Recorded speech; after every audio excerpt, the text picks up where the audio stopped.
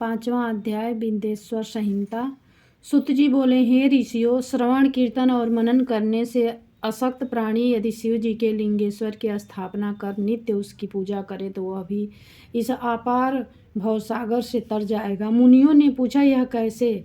Where मात्र से ही सब देवताओं की पूजा कैसे संभव हो सकती है और लिंगेश्वर के द्वारा शिव जी कैसे पूजे जा सकते हैं? सुत जी बोले, हे मुनीश्वरों, यह स्वयं शिव ने कहा है कि किसी अन्य ने नहीं। मैंने श्री गुरु मुख से सुना है कि एक शिवजी ब्रह्मरूप और निष्फल अर्थात कला रहित और कला सहित भी हैं। इस निष्फल में निराकार लिंग की प्रधानता है, परंतु ये सभी कलाओं से युक्त है, इसीलिए शिव का साकार वेर स्वरूप लिंगेश्वर भी हो जाता है तथा इस आकार और निराकार से ही शिव ब्रह्मा संज्ञक भी हो जाते हैं। इसी से लोग उन दोनों स्वरूपों की पूजा करते हैं। अन्य देवों में यह तत्व नहीं है। यही कारण है कि केवल शंकर जी को ही प्राप्त है। इस वेदांत सार ओम प्रणव के लिए ही संत कुमार जी ने मंदराचल पर्वत पर श्री नंदकेश्वर से प्रश्न किया था, जिस पर नंदकेश्वर ने यह स्पष्ट कहा था कि शिव जी इस प्रकार पूजनीय हैं। कला पूर्वक भगवान शिव का लिंगेश्वर रूप में वेर पूजन लोक सम्मत हैं और वेद ने जिसको आज्ञा दी है। संत कुमार जी ने लिंगेश्वर की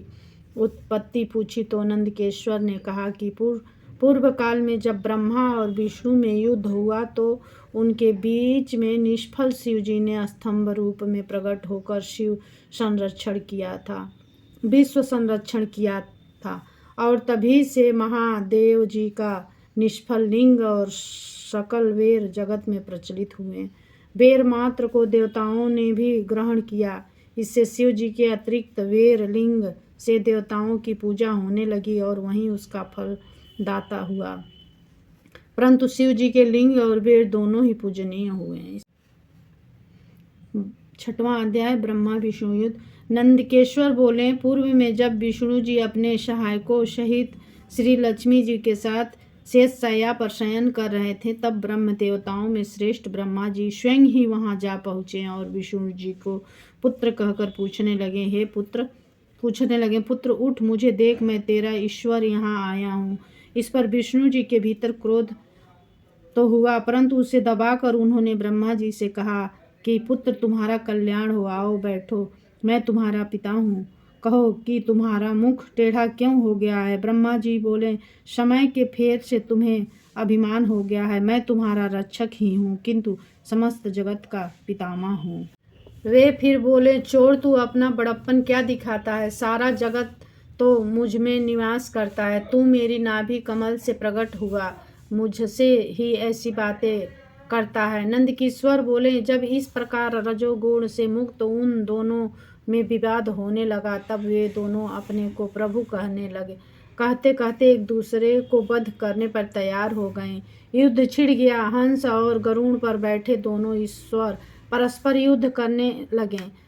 उनके वाहन भी लड़ने लगे। ब्रह्मा जी के वक्ष स्थल में विष्णु जी ने अनेकों अस्त्रों का प्रहार कर उन्हें व्याकुल कर दिया। इससे कुपित हो ब्रह्मा जी ने भी उनके वक्ष स्थल पर भयानक प्रहार किए। एक दूसरे के प्रति युद्ध से श्रमित विष्णु जी हाँफने लगे और उन्होंने ब्रह्मा जी पर माहेश्वर अस्त्र चला दिया। इससे ब्रह्मा जी को चोट लगी और उन्होंने पाशुपत विष्णु के वक्ष स्थल पर आघात किया।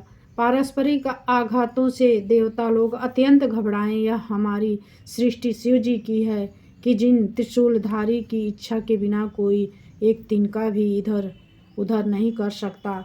हम लोग शिव जी के पास जाते हैं। ऐसा कहकर देवगढ़ चंद्रशेखर श्री महादेव जी के पास गए। महादेव जी अपनी सभा में उमा सहित सिंहासन पर विराजमान थे। देवताओं ने साष्टांग दंडवत कर महादेव जी को नमस्कार किया। उनको नमस्कार करते देख शिव जी ने उन्हें अपने पास बुला लिया और बोले,